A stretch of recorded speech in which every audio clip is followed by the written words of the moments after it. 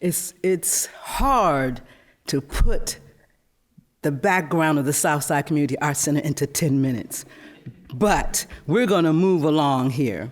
And I want to set the context of the time in which the Southside Community Arts Center began, because we were talking in the 1940s.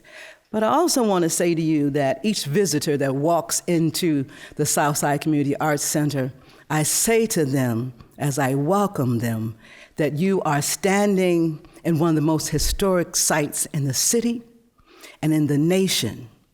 And that is because we are the oldest independently owned African American arts center in the country. And as Mr. Brookman said earlier, we are the only arts center that is standing from the WPA Federal Arts Project era. And that in and of itself was one of the reasons why I decided to come to the Southside Community Arts Center, because it wasn't on my radar. I have a company, Masaquoi Myers and Associates, which is a full-service consultation and production company in multimedia. So I came to the Southside Community Arts Center as a producer and of documentaries, as well as feature films and radio and stage events. However, as of over the recent years, there have been so many Black institutions across the country, but I'm speaking of Chicago, that no longer exist. However, the need to have a place where African Americans can come and feel inclusive and wanted and learn and be self-expressive is vital. And I wanted to see the Southside Community Arts Center continue its 78-year run for another 78 years.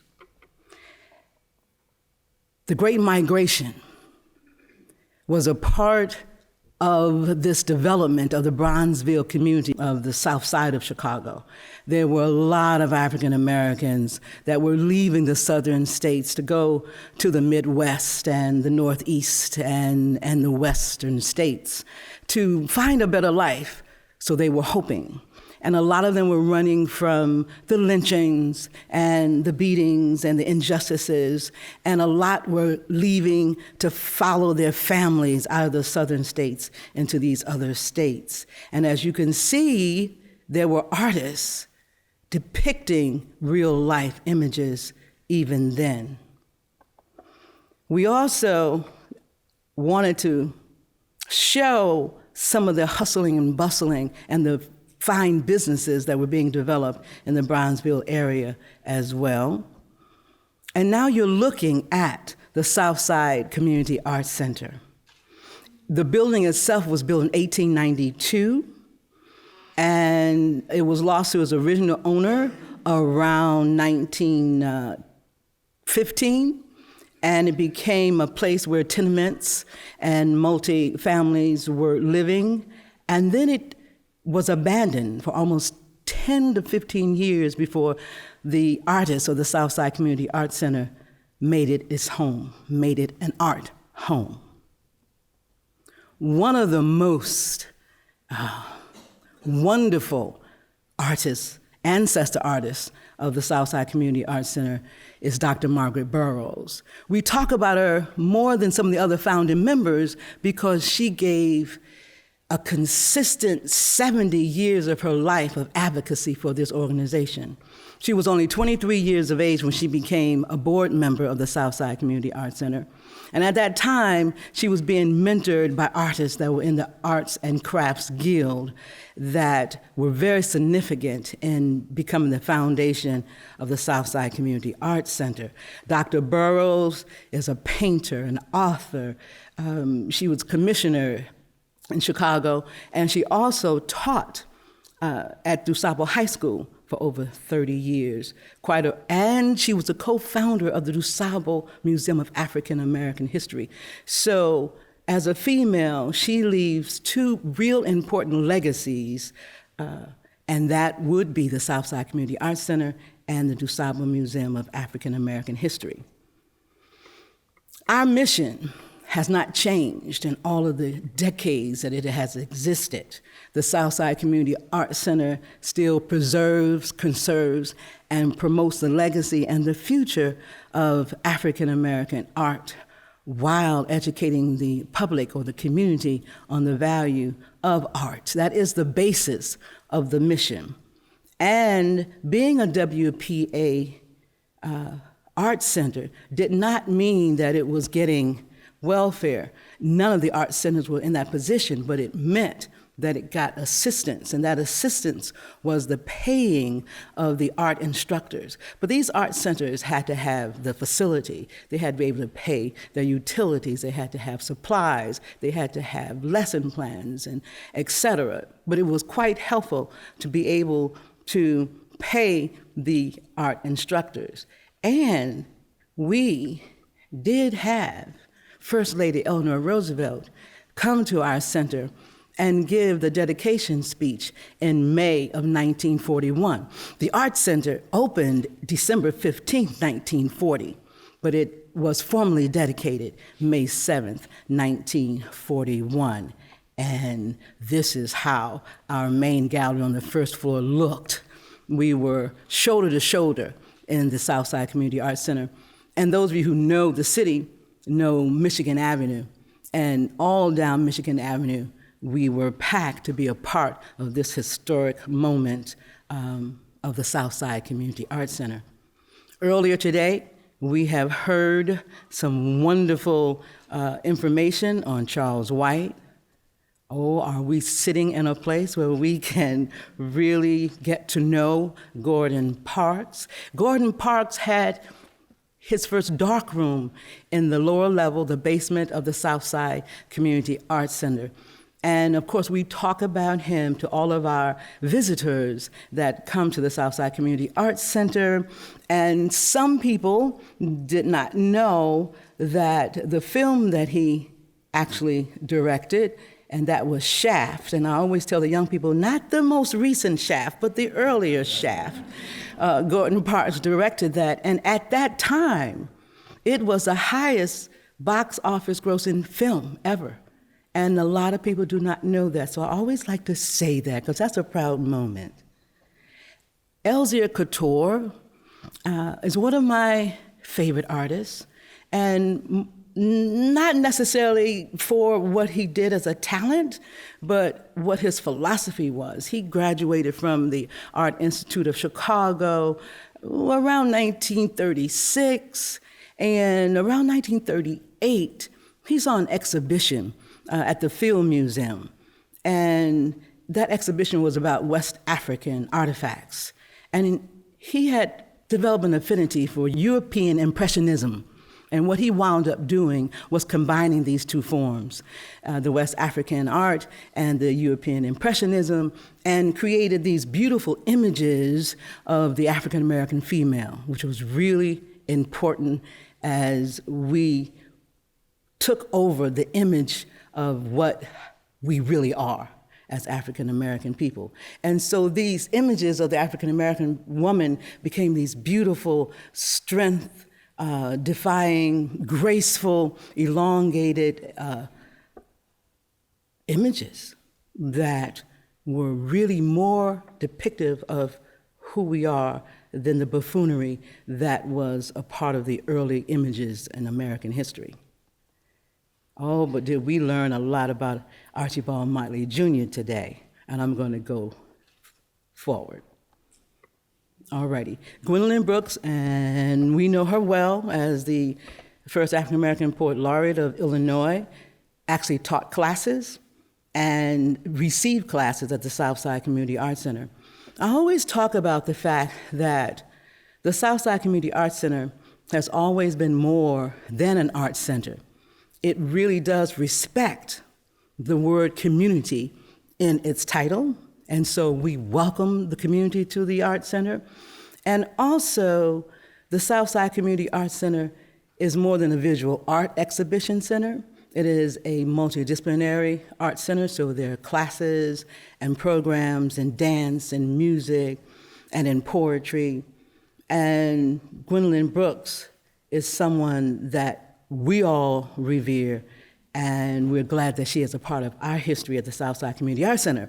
This particular photograph here was taken in 2005 in honor of Margaret Burroughs, who was sitting in the center on the first row with a hat in between the two persons. And what I like about this is the fact that so many people, when they see it, they talk about the famous photograph of Harlem artists. And what I say is this is the proud day of artists in the Bronzeville community on the south side of Chicago, representing the Southside Community Art Center. Now, I've talked about some of the early artists, and what I want to do now is talk about some of our present artists. Some of you all might have heard of Theaster Gates. He also worked at the Southside Community Arts Center and was able to create and develop programming there as well. He is known in Chicago right now for the way he takes abandoned property and turns them and reimagining them and recreating them in an artistic manner. And then those of you who know about Kerry James Marshall. And he actually married at the Southside Community Arts Center approximately 27 years ago while pursuing and developing his career there at the Southside Community Arts Center. We have great artists that are there now. Raymond Thomas, alrighty, that's a depiction, I think is there, yeah. Satchmo, wonderful. And we talked about the past. I'm giving you some present artists that are working with us now, and I also want you to understand that when I met this young man, who was a recent graduate of Southern Illinois University, he calls himself an Afrofuturistic artist, and I don't think we've seen a lot of these images before, so I find it very intriguing to see where art is going. Here's another young artist that we just was introduced to about 2 years ago, alrighty, Andrea Slaughter. And then I'd like to talk about Ramon Static for a moment. Ramon Static came to the Southside Community Arts Center as a 12-year-old, and he was interested in comics at the time. And the Southside Community Arts Center, 25 years ago, maybe a couple more, maybe 27 years ago, had an exhibition, the first of its kind. It was an exhibition about lead Black characters in comic books. And this particular exhibition that Ramon Static saw changed his whole life. And he is known as a muralist, one of the favorite muralists in Chicago, and he teaches muralism or mural painting all across the world. And he got his start right there at the Southside Community Arts Center. Martha Wade, another one of our new and emerging artists. And then we have Sandra Bridges, who is an artist that came back to this profession. She went into teaching in the school system, and after retirement, and I am so glad she came back. Look at this picture of Duke. And look at this next one.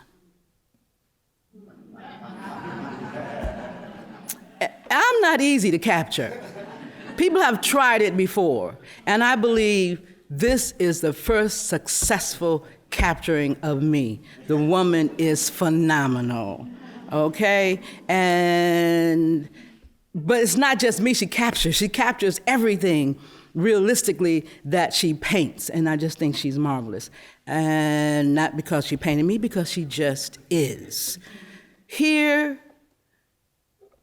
is the old look, an older look of the Southside Community Arts Center's lobby as you come in. I say that because we have changed this for our new exhibition that's up now. However, when you walked into our lobby, you would see our ancestors' wall that we pay respect to all of those ancestors that had the vision to open up the Southside Community Arts Center when they did.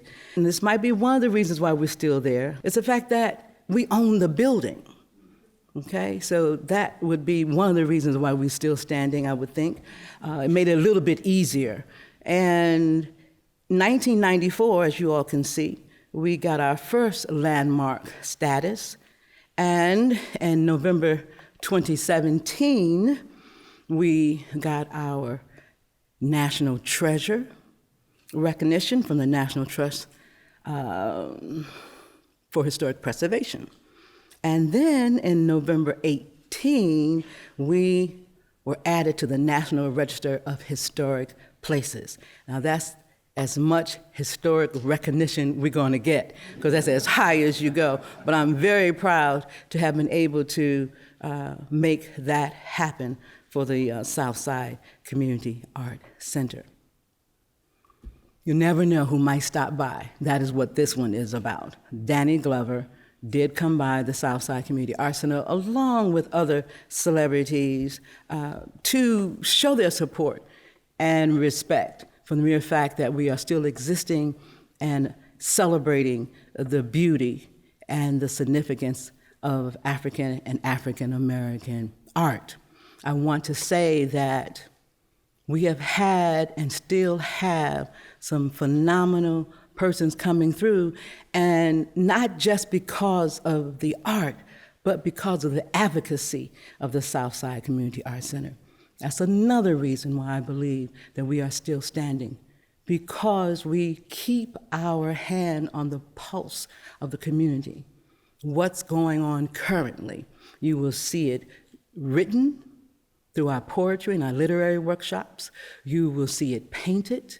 You will see it sung about, and you will see it acted about.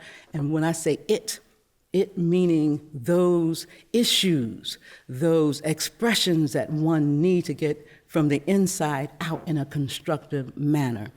Art is healing. Art is transformative. Art fosters communication. Communication then fosters understanding.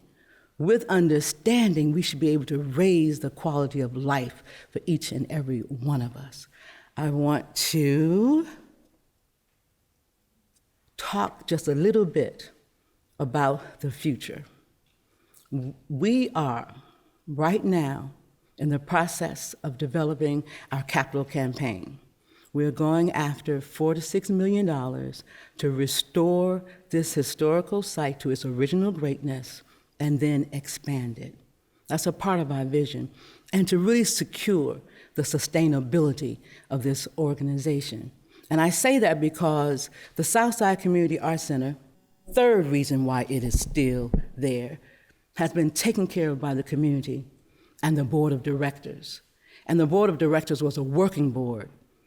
And since I've come, I believed and have charted our course to become a fundraising board and a governance board and build a staff that will run the organization so we can open up our resources to be around for another 78 years. I want to thank you for your attention. That's all for me.